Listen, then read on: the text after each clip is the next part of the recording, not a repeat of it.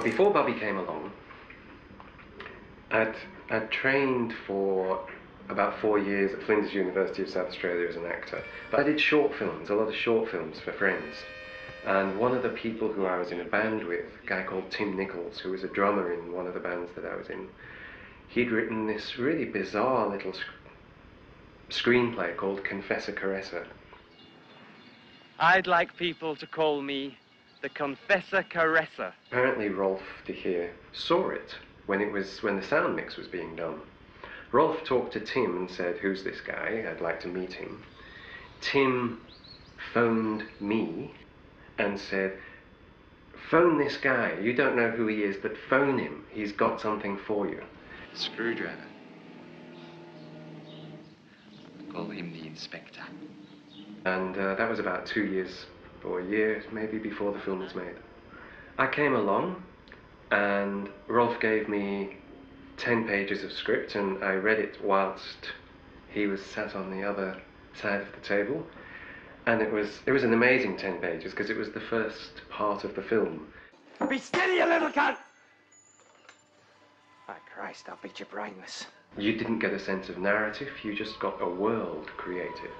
And it was fascinating. And outside of that, it was all about the character that was supposed to be me. I was like, whoa, I'd love to do this. And then I looked at him and said, that's pretty wonderful writing. We spoke about that a bit. And then he said, "Are you circumcised?" And I didn't know why that would be important, and I didn't know what the right answer was. So I told him the truth. I said, "I'm not, but I look like I am." But I was really worried because the character is the main character and he's in virtually every scene. He's in every scene. And I mentioned this to Rolf, who said, "It's okay, we'll cut around you if you're no good." 2 of those wonderfully fattening chocolate eclairs, please, sir.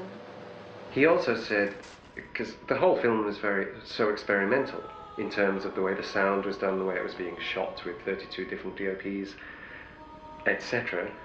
And originally it was going to be shot on out-of-date stock. So one of the things he said was, everything is an experiment, and you're just possibly the biggest. Hey son, you can call me Pop. I'm your Pop. It's very much a fable, you know, it's like a Frankenstein kind of story. So what we had to try and find was just how you place the fable.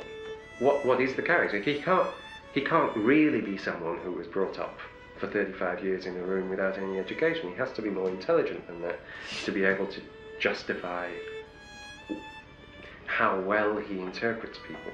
A lot of what I thought sort of shaped the character were autistic characteristics and physicalities.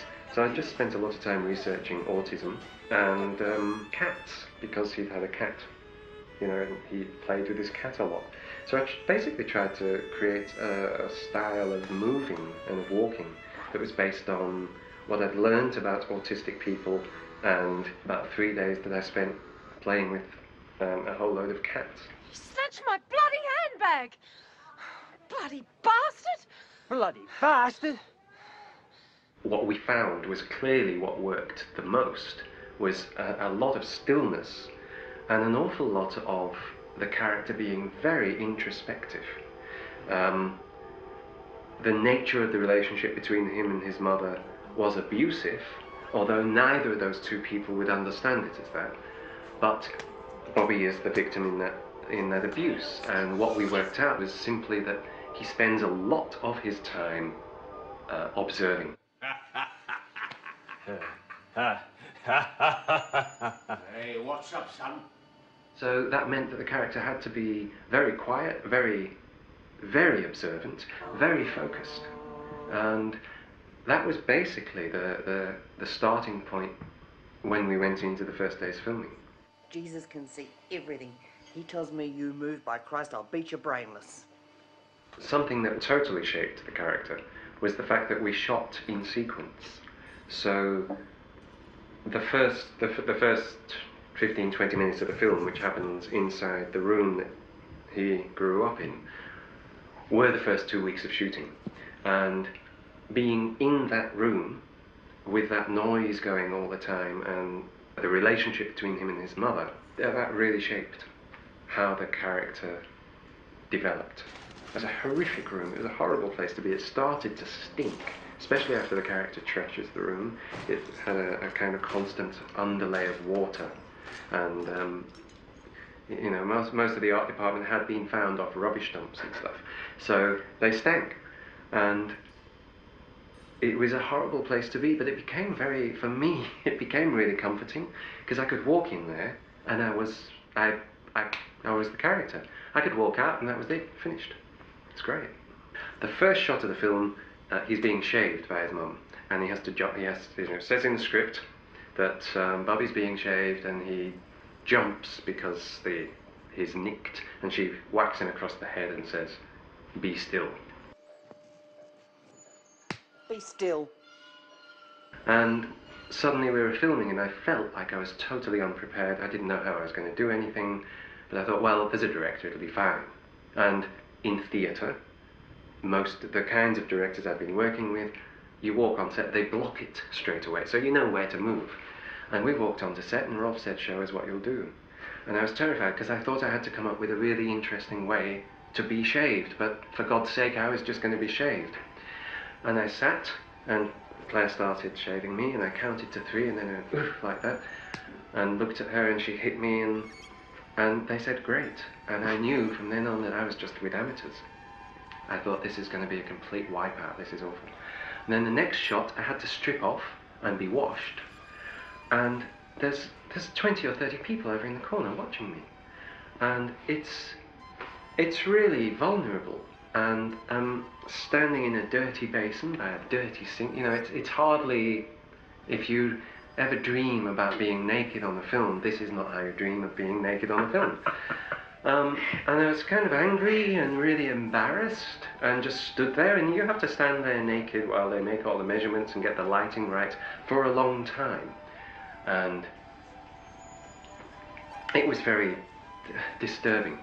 Anyway, we go to shoot it, and Claire comes round and goes to my arm, and I lifted my arm, and I just couldn't think, and so I'd lifted the arm, and then she was round and washing my bum, and I was really sort of pissed off about that. And then I thought, your arm's still up. And all I'm trying to think is, don't look at the people in the corner, don't look at the people in the corner, but your arm's still up. So I put it down very slowly, so as it would look like it was meant to go down slowly. And of course, I said, that was rubbish. That's the shot that ends up in the film, because he looks really automated.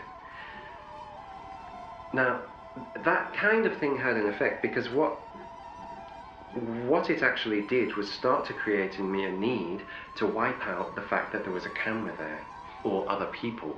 On set, it felt like it was a co-creation.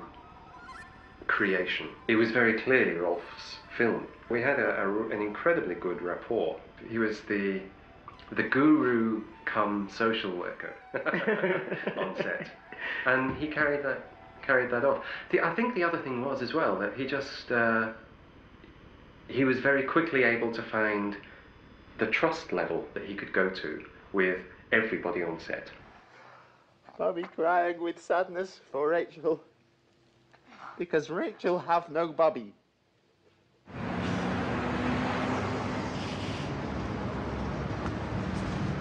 I don't like fucking smart cunts. I was unemployed for about 1.5 years after finishing with Bubby, but in that period I was being flown off to festivals, picked up in limousines and taken to major festivals, and you'd walk in, they'd give you a bottle of champagne, and quite seriously, the film was a major festival hit. And what Bubby did was enable me. It was just an instant step into being able to work in film, because it became this cult hit. It got seen, it went to Venice, it went to all sorts of festivals, and I was its face. But it locked me off as well. So people have defined the kinds of roles that I can play. In Australia, it's been narrower than elsewhere. For some reason, the character has been taken as psychopathic, and so I get offered psychopaths. In the UK, I get priests, and Eastern Europeans. The other main place of work that I've had, oddly enough, is Norway, and that's kind of just eccentrics. I get eccentrics over there. Hey, piss off out the way, mate. I gotta cut this straight in. Hey, you fucking deaf?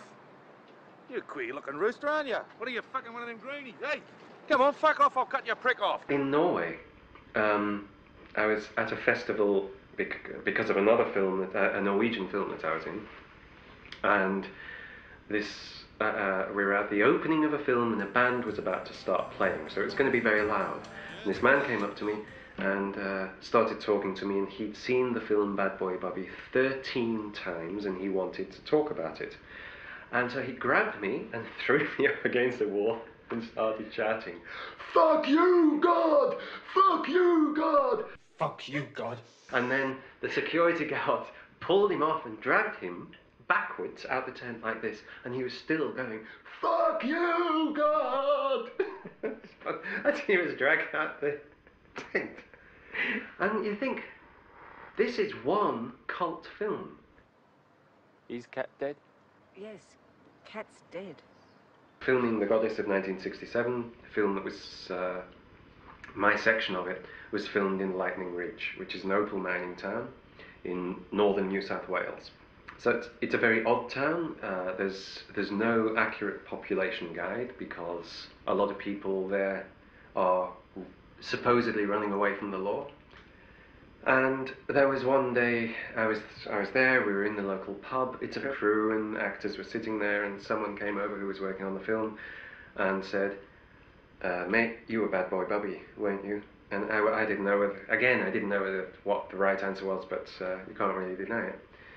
And anyway, he said, it's the town's most popular film, and there's a few people here would like to have a drink with you.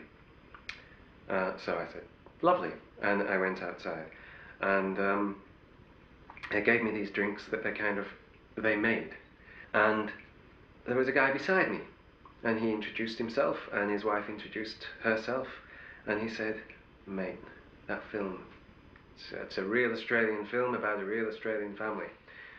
And his wife said, "Yeah, mate, it's a real Australian film about a real Australian family. Why don't people make that kind of film, more of those kind of films?" And I laughed, and they just stared at me kind of murderously. And anyway, he then told his story, and his story was that he and his brother were brought up, and at night they were locked in a cage and hauled up into the loft by their father. And sometimes they'd be brought down and he'd drag one of them out in a half Nelson whilst he did things. And the guy said, you know, to mum and stuff. And then he put them back in the cage and hauled them up.